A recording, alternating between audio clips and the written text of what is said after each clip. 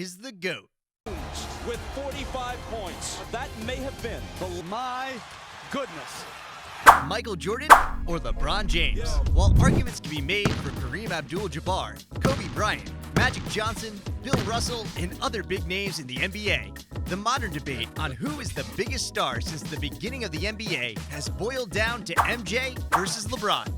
The two never met on the court. Jordan retired for the third and final time as a Washington Wizard 2 months before the Cleveland Cavaliers made James the top overall pick in 2003. They dominated the NBA for 4 decades, ranking first and second in points scored in the playoffs and MVP of the finals. Their names are all over the NBA record books in every category. Here's everything you need to know about who might be the NBA GOAT. You'll finally know the truth. LeBron grew up idolizing MJ. He dressed like him, wore his shoes, and studied his style of play. Once he joined the league, he even donned the number 23. LeBron appeared in his 8th consecutive NBA Finals series in 2018. He has 10 in total. Jordan, as we all know, has 6 rings in 6 appearances. Often, the rings argument is what puts MJ ahead of LeBron in debates about who is the GOAT. However, the rings shouldn't carry that much weight. If they did, the greatest player of all time would be Bill Russell, who won 11 championships in his 13-year career. Who is considered the GOAT of basketball is important because of the impact a player can have on the game. Unlike football, where 53 men are on the roster, one man can completely change basketball teams. To end this debate of who is the greatest, we must look at the key factors determining who is the greatest of all time. Let's start with the championships. For this category, the Jordan fan club currently has the upper hand. The first thing mentioned in the debate of who is better is the number of championships Jordan has compared to James. So far, this has cemented the Jordan fan club as the GOAT in the eyes of many. Jordan has 6 championships to his credit, while James only has 4 championships. However, Jordan went 6-0 in the finals, while James was 4-6 in the finals. Because of James's mediocre record in the finals, many people put Jordan ahead of him just for that reason. Now the question is, if James gets 2 more championships before he retires, will that officially cement him as the greatest of all time? Many people are unsure about this because of James's overall final record. But ultimately, if he gets the same number of championships as Jordan, it will be hard to argue that he is not the greatest of all time. Even James's playoff record is mentioned in the debate of who is the best. This stat will decide who is the best of all time and why it is so important for James to win a few more championships and improve his playoffs and finals records. Now, let's talk about the stats. Statistically speaking, James is doing better than Jordan and will have better stats when all is said and done. James currently has more career points, rebounds, assists, and blocks than Jordan.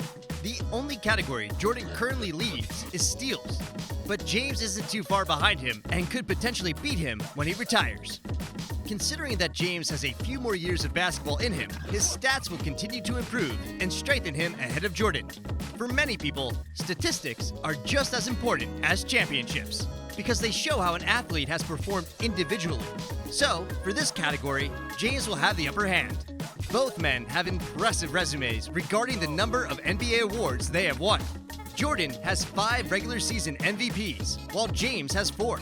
And both men have won a Finals MVP every time they've won a championship, with Jordan at 6 and James at 4. The rest of the awards vary from category to category. James has 17 NBA All-Star appearances, while Jordan only has 14. And James will only continue to increase that number in the coming years. James has more All-NBA selections and All-NBA first-team selections than Jordan. But Jordan has more All-Defensive and All-Defensive first-team selections. Jordan has more scoring titles than James. You could spend all day on who has more awards and how one individual is better than the other. But at the end of the day, these two athletes are neck and neck in every award category. However, James will likely continue to receive more awards as his career progresses and will ultimately have the upper hand in this category. Both athletes are considered among the most influential athletes in all sports. With Jordan's famous Jordan brand and James's huge brand with Nike, both athletes are genuinely equal in this category for many people. Both athletes have even starred in the Space Jam movies, proving that they are popular in Hollywood. James has a bigger audience and influence than Jordan regarding social media, but that makes perfect sense. They are not from the same generation, and besides, you could say that this category is equal because both athletes have a huge influence outside of basketball and will continue to influence for years to come. One thing James has going for him is his future in basketball. Indeed, James has a few more good years of basketball in him to win more championships and improve his stat line. If James can capitalize over the next few years, he can finally close the deal as the greatest basketball player of all time. However, getting a championship for James is now more challenging than ever. His age and the highly competitive nature of today's NBA are going to make it very difficult for him to win more championships in the coming years. One of James's biggest criticisms compared to Jordan is his use of super teams. As mentioned earlier, every team in the NBA has improved dramatically, making it harder to win a championship in today's NBA. For this reason, James has been part of or formed super teams to combat this problem. From his Big 3 days in Miami to his current unstoppable duo with Antonio Davis, many people discredit James's championships because they feel he was washed up due to his involvement with super teams. This is one of James's biggest obstacles to becoming the greatest of all time. If he continues to get help from other superstars, his future championships could be discredited and even seen as less valuable than Jordan's. Ultimately, James will have a lot to prove over the next few years. But it is essential to know that LeBron loses his edge slightly in shooting efficiency, even in two-point field goal percentage, but excels even higher than Jordan in his rebounding and passing ability. He also takes a defensive advantage over Jordan, leading in blocks and nearly matching him in steals. Jordan won more games and thus has a better overall record in the finals. However, in terms of individual performances, LeBron excels in more categories than Jordan in both his regular season and finals career. One of the most important parts of basketball is being able to hit the big shots when your team needs them. If you want to be the alpha male, lead your team, and be considered the greatest of all time, you need to be clutch when the big moments arise. Jordan is revered for being one of the most clutch players of all time. On the other hand, LeBron has been criticized his entire career for his lack of clutchness compared to MJ or even Kobe. Over those 3 seasons that MJ won back-to-back championships, Jordan averaged 31.4 points, 6.4 rebounds, 5.7 assists, 2.6 steals, and 0.9 blocks per game. He led the league in scoring in those seasons and did so efficiently, shooting 51.7% from the field on nearly 23.6 attempts per game. If advanced numbers are more your style, Jordan finished number 1 in all 3 seasons. He was an Iron Man, playing in 240 of the possible 246 regular season games. Chicago went 185-61 and won more than 75% of the games. In the playoffs, Jordan became a monster, averaging 33.7 points, 6.6 assists, 6.4 rebounds, 2.1 steals, and 1.0 turnovers, with a shooting split of 49.7, 38.7, 83.6. He set an NBA Finals record by posting 41 points per game in 1993. On the other hand, during James's 5-year run, LeBron averaged 27.8 points, 7.6 rebounds, 7.3 assists, 1.7 steals, and 0.9 blocks per game, while shooting 51.8% from the field and 35.1% from 3. He may not have led the league in scoring at any point, but he finished second 3 times during that stretch, third once, and fourth once. That's the sacrifice you make when you also rank in the top 12 in total assists in each of those seasons, landing in the top 10 3 times.